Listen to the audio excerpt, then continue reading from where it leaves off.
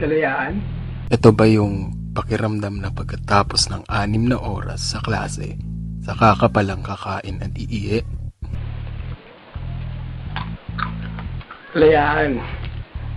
Ito ba yung magte-text ka na para may hika, kagaya ng mga paborito kong tao ng mga jejemon? Kalayaan? Ito ba yung pag-ihi mo sa pader na bagong pintura sa damuhang bagong trim na wala nakatingin? Kalayaan? Ito ba yung pakikipag-usap mo kay Garci tungkol sa isang sekreto pero mabubunyag sa buong bayan? Kalayaan? Ito ba yung 6 kayong magrarally sa ibang bansa pero madideport ka? Kalayaan? Ito ba yung pamamagain mo yung mata ng kaaway mo tapos pupunta mo sa ospital tapos magsasorry ka? Kalayaan? Ito ba yung tatakutin mo yung sarili mong istasyon na magre-resign ka katulad ng ginawa ng idol kong si Willie? Kalayaan? Ito ba yung malayang pagkanta ng video kay sa kabe tapos sasabihan ka ng kapitbahay mo ng mo, patulog ka naman, ayop ka? Pero ano nga ba ang tunay na kalayaan? Ito ba yung paghitit mo ng katol tuwing gabi o hindi ka makatulog? O eto? Ayon sa isang diksyonaryo sa Ingles, ang kalayaan ay the condition of being free, the power to act or speak or think without externally imposed restraint. Ngunit may limitasyon din ang kalayaan, hindi ba? Sabi nga sa 1987 Philippine Constitution, Article 3, Section 4, no law shall be passed abridging the freedom of speech and expression or of the press or the right of the people peaceably to assemble and petition the government for redress of grievances. So malaya tayo magsalita, malaya tayong pahayag, at malaya tayo ilathala ang gusto nating ilabas sa ating saloobin. Noong panahon ng mga Kastila, pwedeng adobo, arroz caldo, paella at leche flan. At tagal din daw ang censorship na kung saan ang mga Kastila maaari nilang galawin ang mga bagay na di naman dapat malaman ng mga tao. Kung saan nabaan ang paborito kong dyaryo na La Solidaridad, Kalayaan, El Renacimiento at iba pa na ipinadadala ni Jose Rizal sa mga bahay ng mga Pilipino ng Patago. Noong panahon naman ng mga Amerikano, inirekomenda ni US President McKinley sa pangalawang komisyon ng Pilipinas ang free speech and free press, kung saan ito lamang ang mga maapektuhan. Ngunit ng panahon ng mga Hapon, matapos bombahin nila Astro Boy at Voltes 5 ang Pearl Harbor, dumiretso sila sa Maynila na kung saan naghahari ngayon si Mayor Lim. Binan naman ang ating freedom expression. Pinakailaman nila ang publikasyon ng mga dyaryo at pinakailaman nila ang buong media at namuno ang DOMEI, isang news agency sa Japan na ang ibig sabihin ay Department of the Most Erroneous Information.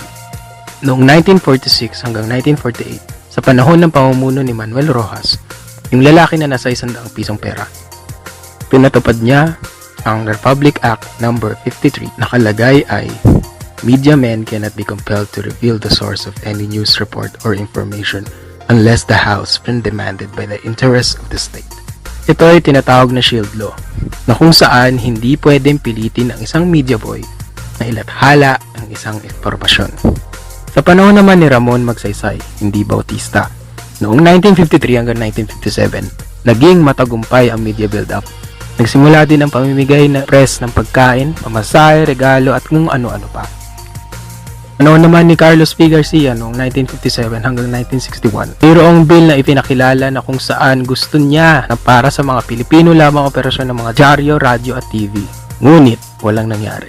Talo pa rin, boy. Sa panahon naman ni Elpidio Quirino noong 1948 at 1953, pa-press con si Kuya na kung saan pinakiusapan niya ang mga newsmen na ibalik ang tiwala nila sa gobyerno. Pero, ewan ko lang kung ano nangyari doon. Dito rin nagpakilala ang telebisyon. Pakilala, take note. At dito rin nabuhay ang paboritong stasyon ng kaibigan ko, ang ABS-CBN, ang pinakaunang TV station sa Pilipinas. Ginamit ni Elpidio Quirino ang telebisyon para sa kanyang strategiya para sa reeleksyon, pero olats pa rin siya. Parang sino? Parang si Villar.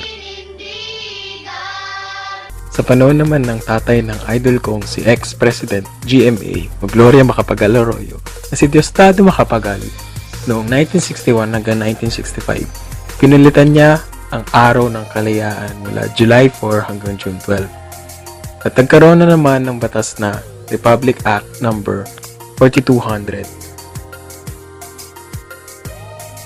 Pero okay yun at least hindi nila alam pinagsasabi ko sa mga kaibigan ko.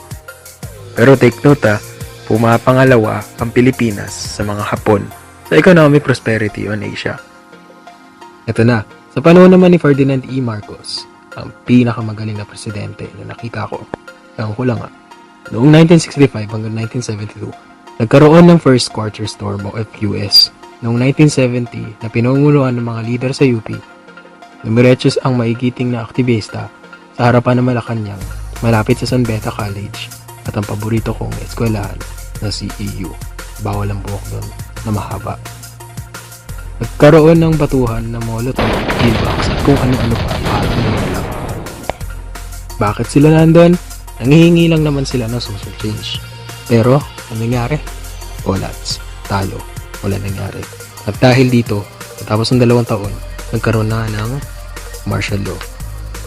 Isinispinde ang habeas corpus na kung saan kahit sino pwedeng pulutin, kahit saan, kahit kailan, kahit ako, kahit ikaw, kahit sila, kahit yung idol mo, kahit si Britney Spears. Nagkaroon din ng instruction sa press at defense secretaries na kontrolin lahat ng mass media.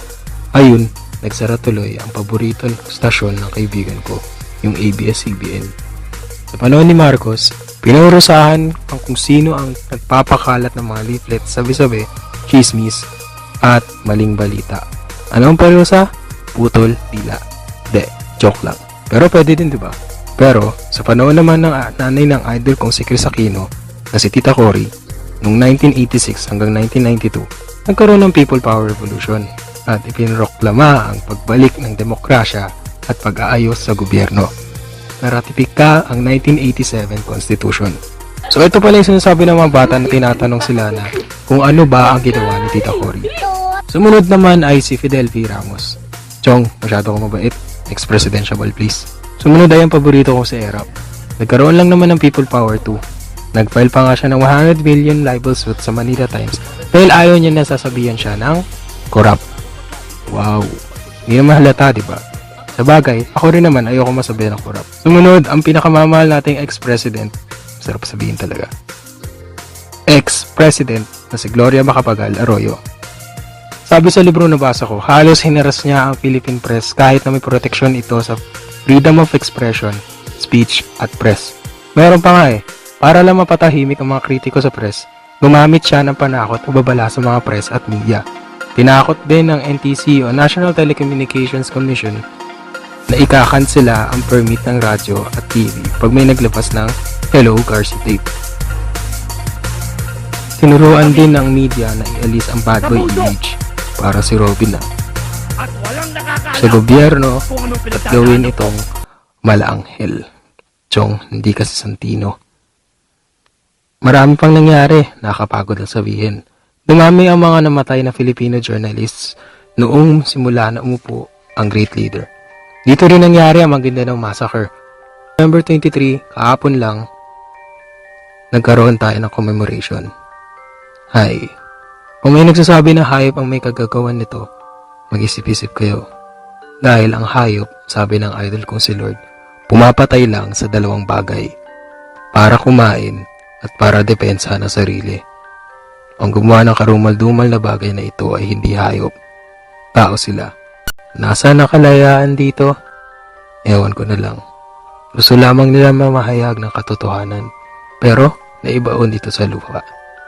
Lahat sa lupa.